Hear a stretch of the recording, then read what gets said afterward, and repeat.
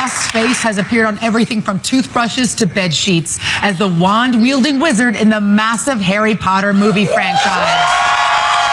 This summer, he might want that wand to piece together his broken heart after being repeatedly burned by bad relationships in his first romantic comedy, What If? Please welcome Daniel Radcliffe.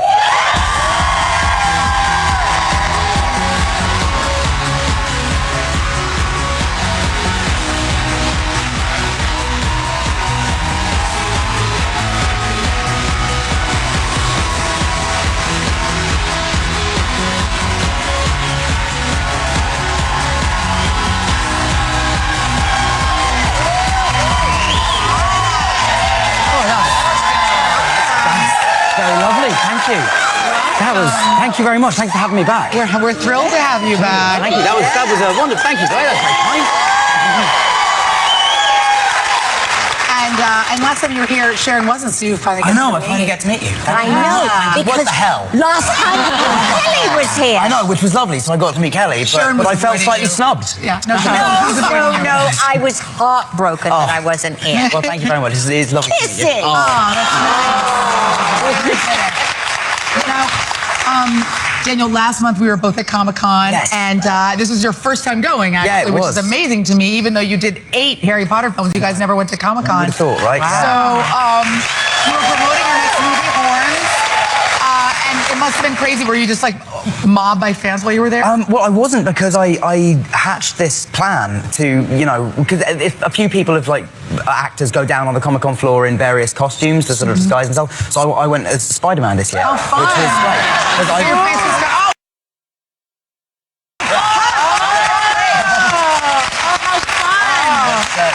So that was, I went down and then took pictures with loads of people who wanted taking pictures with Spider-Man, and they had no idea it was me. It was really good fun. It was. Did you speak to people? Did they recognize your voice? No, I was talking an American accent. I went full into character for the walkabout. It was great. It was kids really recognized Spider-Man very quickly. So a lot of 3- and 4-year-olds wanted pictures taken. Adorable. So yeah, it was sweet. It was great. Fun. How cute. So I have to say, happy belated birthday. Thank you very much. Yeah. 25.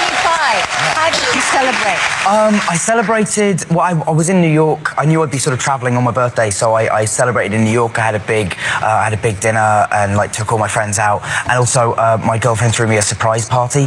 So I went and played. I'm a big table tennis ping pong fan, and there are these clubs in New York which are a bar and they play music, and there's loads of. It's called Spin. I think there's one here as well, but I've not been. And it's the only game that I've ever been good at that sort of relatively hand-eye coordination is involved, and I'm really competitive, and so it's the only thing. You get up to the table and nobody wants to play for points. Everyone just wants to rally, and that's not good enough. I'm super competitive. So I got treated to that for my birthday and just had loads of cheesecake and other stuff. It was great. Awesome.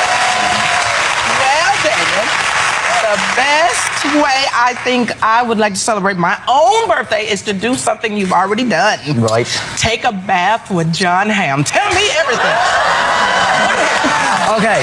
So that's, yes, for those who haven't seen it, that is a photo of me in a bath with John Hamm.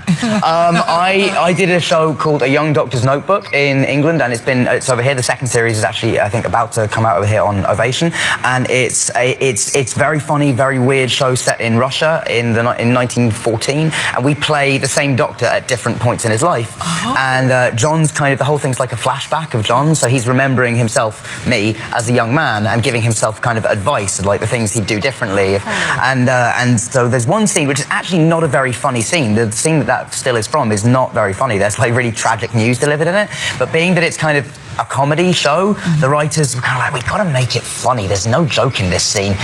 We'll put him in a bath. That'll just be funny. So we did that, and as soon as we got in, as soon as John and I got in, we looked at each other this photo is going to go everywhere. And then, I don't know. if you've ever had like just experience of bath scenes, but it's very exciting when you first go. That's nice. You have a nice warm bath. I get paid to do that, and then you kind of in there for 5 minutes, and the water gets cold, and you realise that you've got like a long time left, and your skin's thing.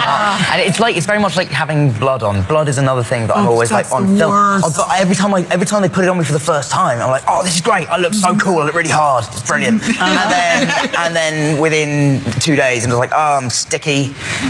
Bees are attracted to me now. You get stick to, if you have to lie down playing dead, you get stuck to the floor. Yes. Like they have to pull you up. Yeah, it's serious. Yeah. You guys are making Hollywood very unglamorous right now, okay? Much more with Daniel Radcliffe when we come back. Yes. I'm kind of stuck, so I need you to crawl under, but keep your eyes closed. Okay, so here's what happened. I tried it on, and I think it got hooked on my bra or something, and now I can't get it off. Are your eyes closed? Yes. What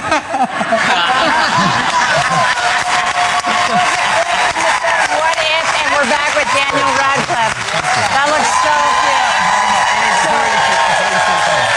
So I'm sure you've been offered to play romantic leads in the past, but what made you choose this particular movie to do it? Just that it was, you read a lot of scripts for things that are, kind of quite lazily written in terms of people just think, oh, if you just, throw some vaguely pretty people together and write some jokes, that'll be enough. But it's actually like you want, films like, When Harry Met Sally and things that had real emotional power as well and weren't just, they said something about the characters and you really cared about those characters. That's what I think, that's what attracted me to it. It's really well written. And also the character is, it's also the first time I've played like a modern person of any kind. That is not in my career, because I think there's like Welcome to this decade. It's great. Thank you so much. Yeah, I think there's definitely like Everything you do is costumes. it's either Harry Potter, obviously, which is sort of a fantasy world, and then growing up in England, it's an occupational hazard. You do a lot of period films, and we've got the castles and the sets, so just film it. So yeah, it's definitely nice to be playing like a modern person and somebody who, on the second page of the script, there was a line where he kind of corrected somebody's pronunciation of a word, and I was sort of like, oh, I'm this guy. I'm that annoying person that like takes you aside at a party. Yeah. But Daniel, your character in the film is fascinated by a large sandwich called Fool's Gold. Yeah. What exactly is it? Well, you know what? Here's one I made earlier. Oh my God. Okay. Well. Right, yeah, you're very lucky. This took me all night. Presented quite properly under a film. Right. Yeah, of course. This is Fool's Gold. Now then. Okay. Look at it. Now, this is a sandwich made famous by Elvis. You will be unsurprised to learn.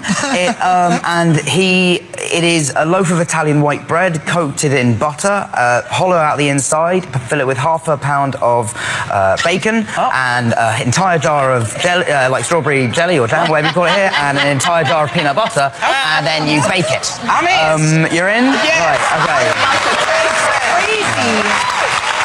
Oh, you don't really have to cut. You cut that for yourself. Oh, should we just do this? There we go. Come on. That's easier.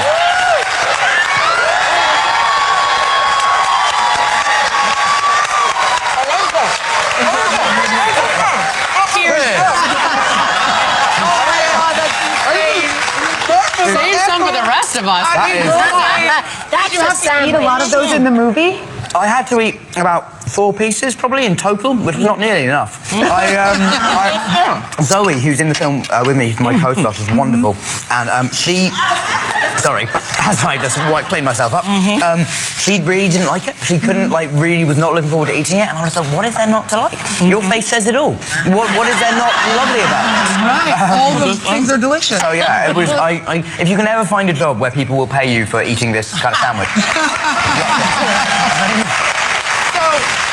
In honor of the film, we wanted to ask you a few what-if questions. Sure. That's okay. Okay, so first off, what if you were not an actor?